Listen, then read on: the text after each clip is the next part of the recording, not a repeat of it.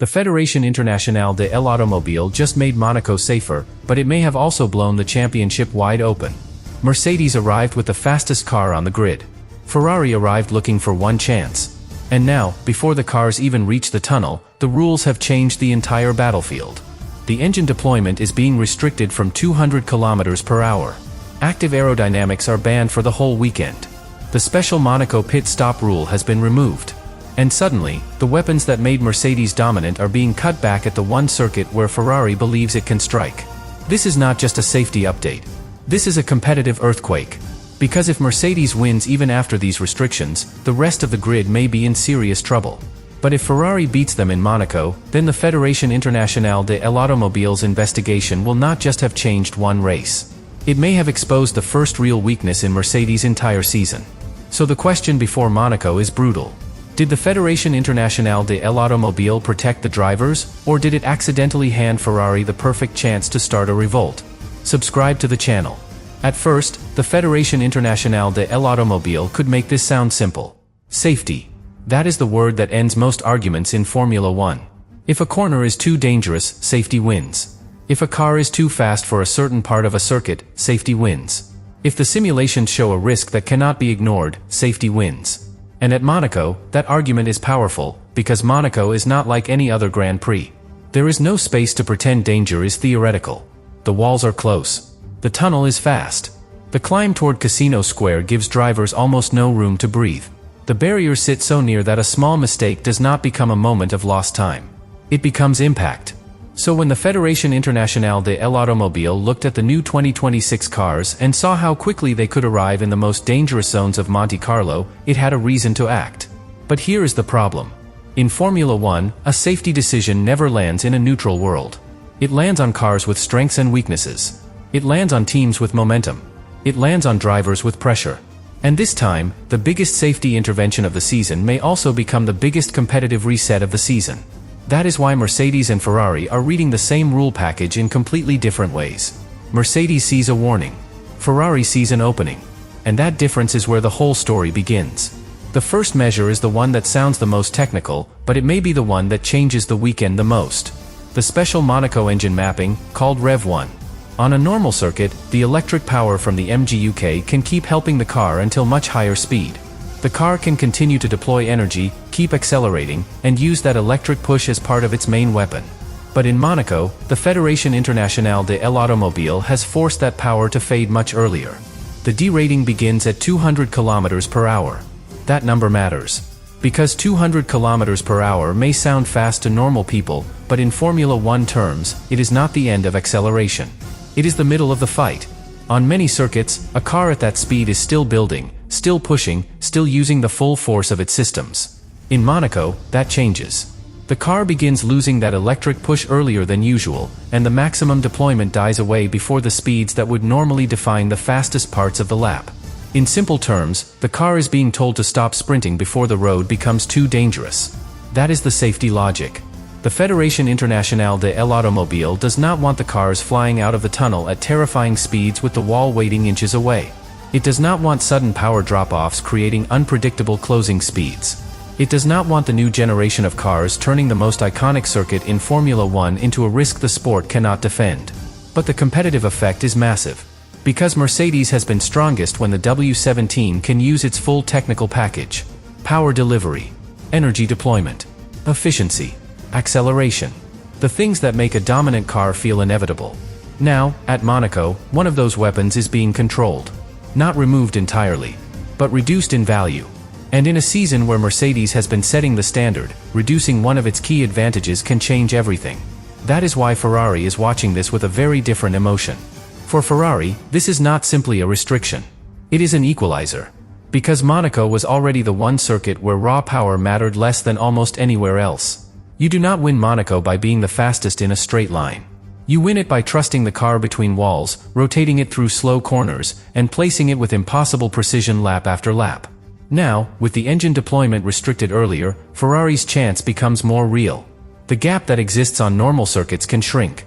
The areas where Mercedes normally escapes can become less decisive. And suddenly, the battle moves toward the things Ferrari believes it can do well. Chassis balance, mechanical grip, slow corner confidence, driver precision. That is why this first regulation is not just a technical adjustment. It changes the type of race Monaco becomes. The second measure may be even more symbolic. Active aerodynamics are banned for the entire Monaco weekend. Completely. Not just in the race. Not just in certain corners. Not only in dangerous conditions. Banned. That is a huge statement, because active aerodynamics were supposed to be one of the defining features of the 2026 generation. The entire idea was that the car could change its aerodynamic behavior depending on what the driver needed. Less drag when speed mattered. More downforce when grip mattered. A smarter car. A more adaptable car. A car built for the future. But Monaco has forced Formula One to ask an uncomfortable question. What happens when the future does not fit the past? Because Monaco is not a modern circuit with wide runoff and endless space. It is a city circuit built from streets, barriers, and history. It survived because it is special, not because it is forgiving. And when active aerodynamics threatened to create too much speed in the wrong zones, the Fédération Internationale de l'Automobile decided the safest option was simple. Do not use it. Fixed wings. No active opening. No straight mode. No extra aerodynamic trick to help the cars punch through the air.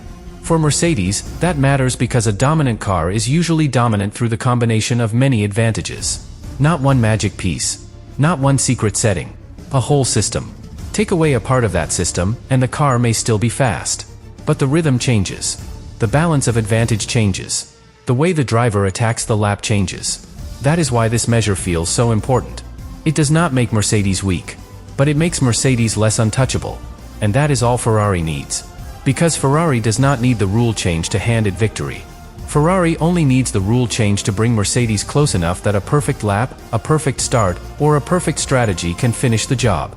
That is why Lewis Hamilton's view on Monaco becomes so relevant. He had already pointed out that Monaco is the place where power is not the most important factor, and where chassis performance can matter more.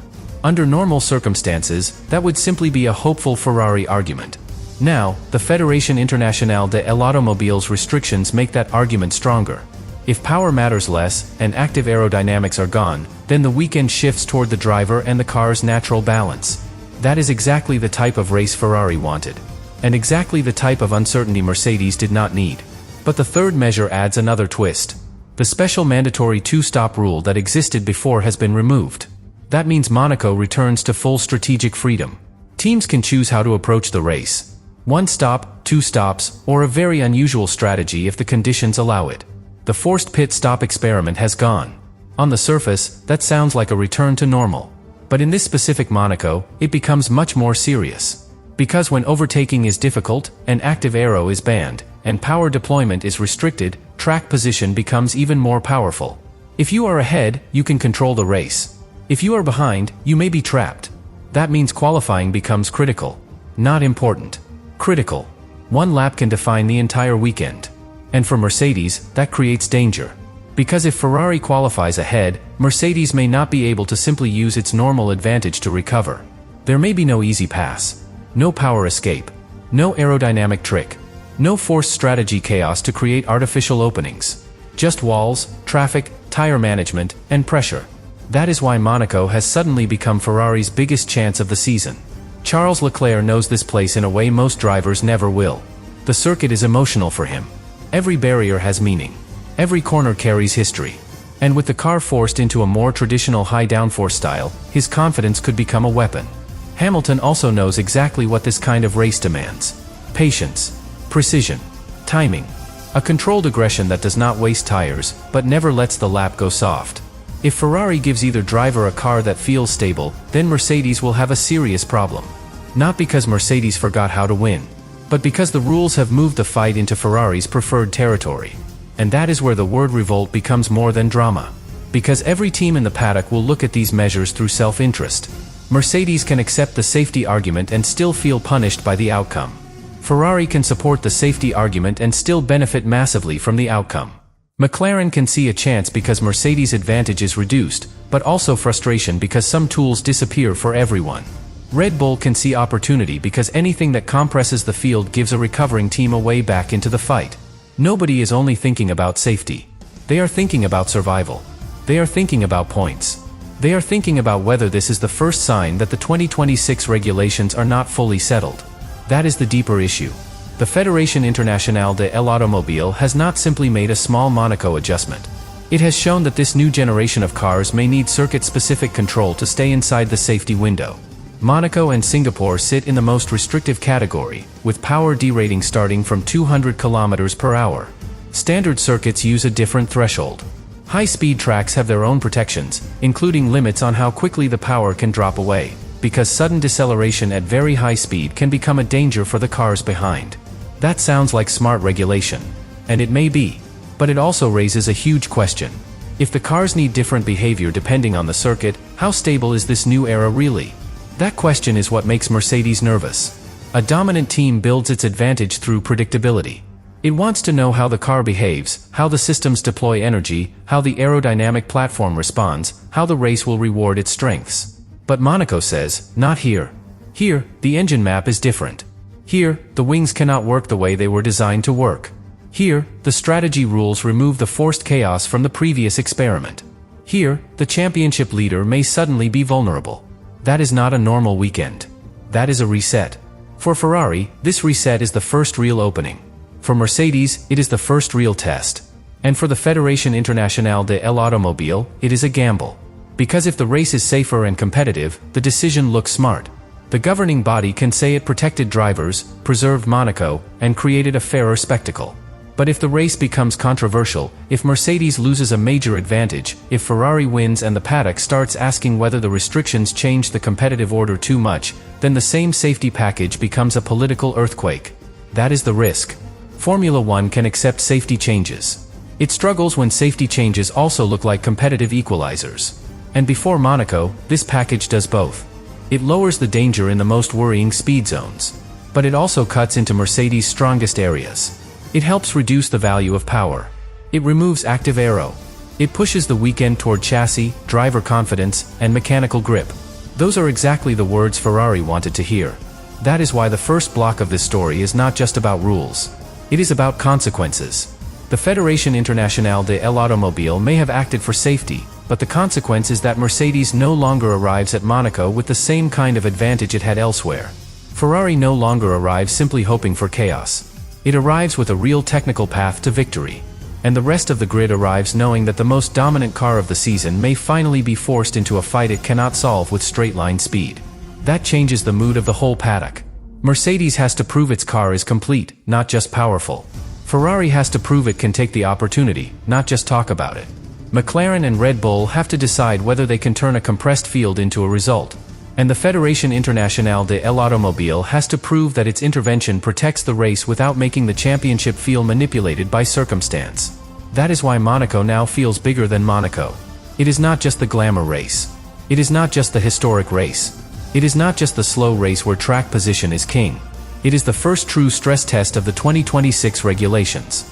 Because if the new Formula One cars are so fast, so powerful, and so complex that the most famous street circuit in the world needs 3 major changes just to be safe, then the sport has a bigger question to answer. Did the new era create machines that are too extreme for the calendar that made Formula One famous? And if the answer is even partly yes, then Monaco is not the end of the story. It is the beginning. Because Singapore may face the same logic. Other circuits may demand their own limits. Teams may have to prepare for a championship where the car changes identity depending on where it races. And fans may start asking whether the best team is being beaten by rivals, or by the way the rules are adjusted from circuit to circuit. That is the dangerous thought hanging over Mercedes. If Mercedes loses Monaco, it will not only be asked why Ferrari was faster. It will be asked how much of its advantage disappeared because the rule package changed the race.